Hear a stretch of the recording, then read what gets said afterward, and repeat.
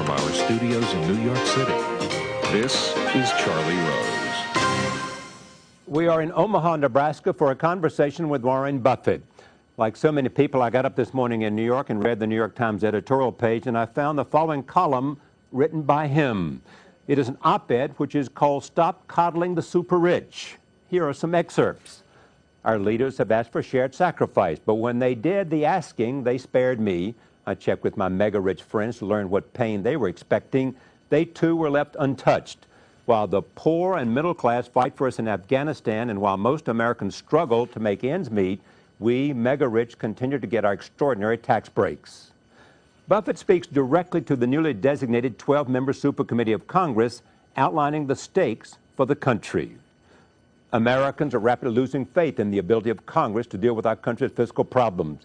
Only action that is immediate, real, and very substantial will prevent that doubt from morphing into hopelessness. That feeling can create its own reality. He spoke to spending as well as taxes, saying, "Job one for the 12 is to pare down some future promises that even a rich America can't fulfill. Big money must be saved here." And then he turned to his theme of taxes on the rich. The 12 should then turn to the issue of revenues. I would leave rates for 99.7% of taxpayers unchanged and continue the current 2 percentage point reduction in the employee contribution to the payroll tax. His argument is specific.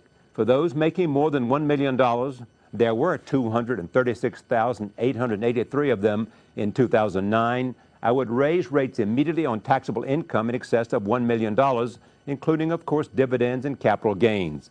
And for those who make $10 million or more, there were 8,274 in 2009. I would suggest an additional increase in rate. So there it is. At a time of great political debate about taxes and spending, one of the richest people in the world looks at his country and says, people like him should pay more taxes.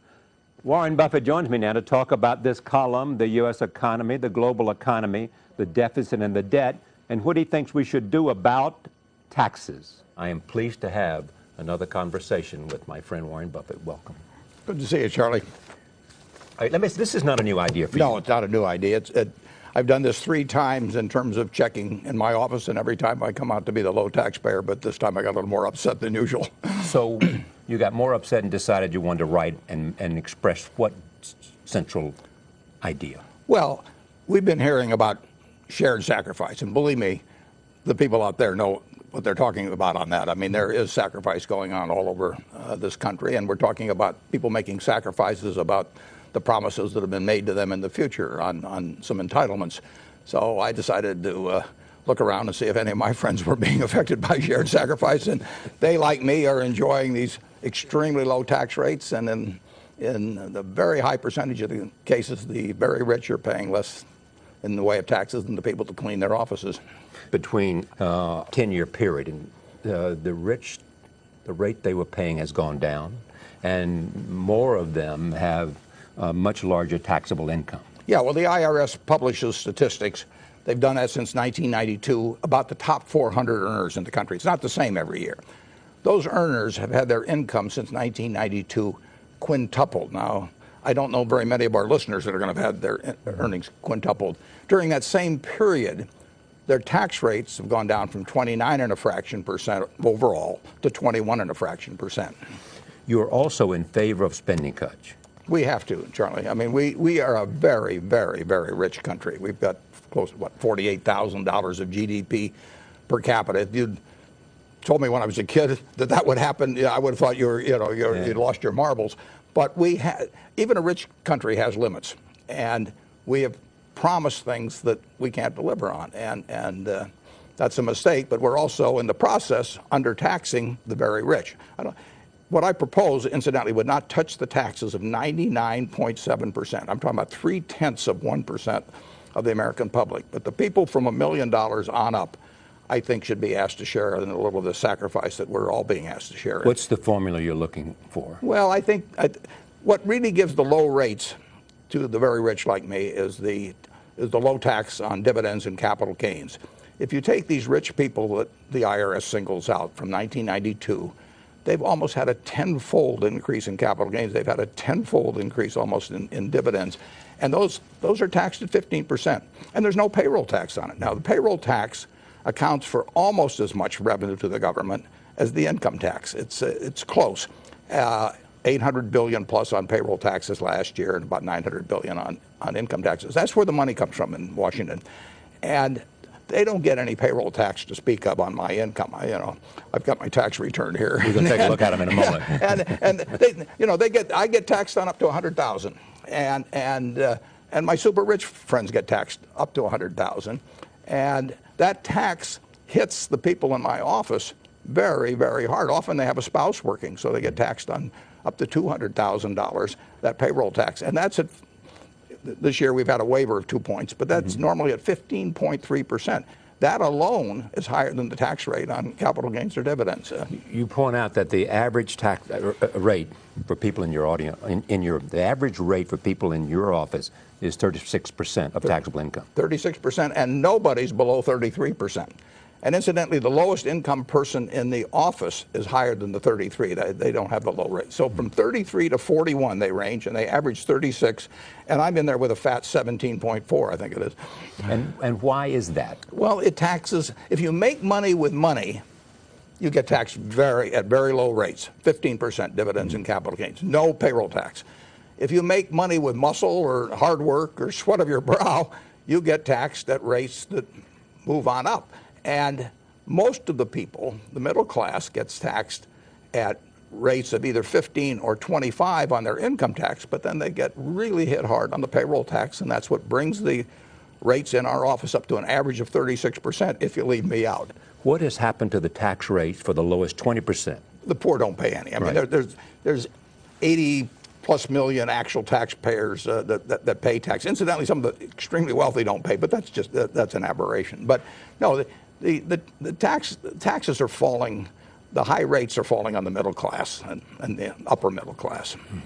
The argument is sometimes made by people who believe that it is always good economic policy to reduce taxes, that if in fact you reduce taxes, you will create economic expansion and economic growth. People will go out and create jobs if they're not paying as much tax. People, if they're paying a higher tax, will not make as many investments. Well, I worked with investors for 60 years, small ones, large ones, super large ones. Yeah. I have yet, and I've worked with capital gains rates of 39.9% and 36% and 25%.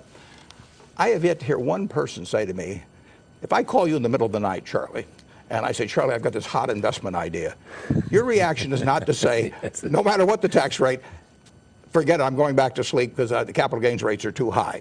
No, what you're going to do is you're going to say, tell me the name Quick Warren before I change your mind. And I have never had one person decline to invest with me. And I was running money 40, 50 years ago when rates were much higher. And I never had one person that showed the slightest reluctance to take an investment idea and run with it. What are the other reasons that is essential to do now? Well, I think it is essential. I think people are very, very upset about how their government works, and particularly how it worked during this raising the deficit ceiling period. I mean, so as I talk to people, they're very disillusioned. Howard Schultz of Starbucks came out with an article just the other day on that. So I think it's important that whatever is done restores to a degree, and can't do it overnight, but restores to a degree people's faith in the fact that their government can work. Now, I also think fairness is important, and I think getting rid of promises that you can't keep is important. I don't think we should cut spending dramatically now. I don't think that what I'm talking about on taxes solves the deficit gap at all, but I think fairness is important.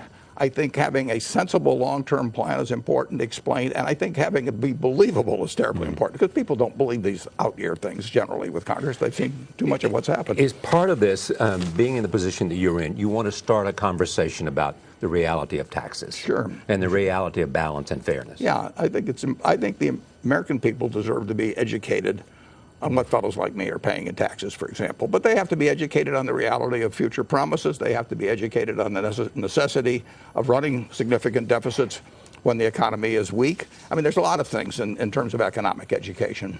But this is the time to do it. If we don't do it now, if these 12 members who have been appointed now to the super committee, if they come back with something that's a lot of mush, the American public's had it. And what happens to the country? It isn't good. It isn't good. The country will still come through. Believe me, we'll rise to whatever the occasion demands eventually. But we are wasting so much in the way of potential output in terms of the opportunities for people that we ought to get on with it. I mean, the job of government is to govern. Let me go to the debt ceiling debate and just talk about it for a moment. It's just like, let's just say, Charlie, that you and I agreed that after we left the studio here, we were going to go out to a track near here, and I was going to get at one end with my car, and you're going to get at the other end, and there's this line down the middle, and whichever one flinches loses his net worth to the other guy. Do you want to play? Yeah. Whether you want to play depends on how crazy you think I am. Yeah. So what do we do if we go out there? Your net worth's on the line, my net worth's on the line, the engines are revved up. And I make all these menacing gestures at you. I try to look like a You make me think you're crazy. Yeah, absolutely, absolutely. And you're trying to make me think you're crazy. And we both get in our cars and we don't think the other guy's crazy. Yeah. So what do? Yeah. Right as the engines start, I throw out my steering wheel. Now you believe me, right? Well, Boehner didn't throw out the steering wheel. McConnell didn't throw out the steering wheel. But a group behind them said, throw out the steering wheel, Mr. Speaker, and make those people realize that we're not going to agree to anything that, unless we get our way. And if you have a sane person dealing with somebody that you feel may be insane, by the point that when they throw out the steering wheel, you feel they're insane, you lose. And the American people lost, incidentally. Then along came Standard & Poor's and basically downgraded. Yeah. Because they said it appears that the U.S. Congress is dysfunctional and unable to deal with the issue. Yeah. You disagree with the downgrading? 100%. I mean, but you understand why they made the decision? I understand why they did it. But I will bet you McGraw-Hill owns Standard & Poor's. Right. I'll bet you if they have any short-term money around, it's in treasuries. I don't know that for sure, but they would not be worried about it being in treasuries. And that's in fact what happened. Treasuries are strong. Right. We can print money. There's 17 countries in Europe that gave up the right to print money, and believe me, they know what it means to give up the right to print money. Because they joined the Eurozone. Yeah, they joined the Eurozone, and now they've got terrible problems because they can't print money. We can print money, so we don't have to worry so much about our government becoming dysfunctional as we have to worry about that damn printing press becoming dysfunctional for some reason. In fact, you were saying that the United States can always pay its bills, and therefore it should not have had its AAA rating downgraded. Yeah, that's correct. Yeah. But what do you make of the Chinese criticism? Well, I'm sure they're enjoying it in a way. I mean, well, I would criticize too, because if I were the Chinese sitting with $1 trillion plus of U.S. government obligations one way or another, I would be very worried about what's going to happen to the purchasing power of that. I mean, I've got the right to get the $1 trillion back, and I will get the $1 trillion back. The question is what will it buy at that time. And our government gives you the impression at times that they will resort to a printing press. They'll resort to a printing press if necessary. And if they do enough of that, the value of the dollar goes down, and it goes down significantly. So if you hold a lot of dollars, which the Chinese do, I can see getting very unhappy about that. What do you think of the Federal Reserve's announcement they're going to keep interest rates low? Well, that's a very, very stark statement. I mean, the Fed is saying, when they say we're going to keep rates low until 2013, that they say they're really saying the economy's not going to be very good until then. It's an unusual statement. Which you disagree with? I think there's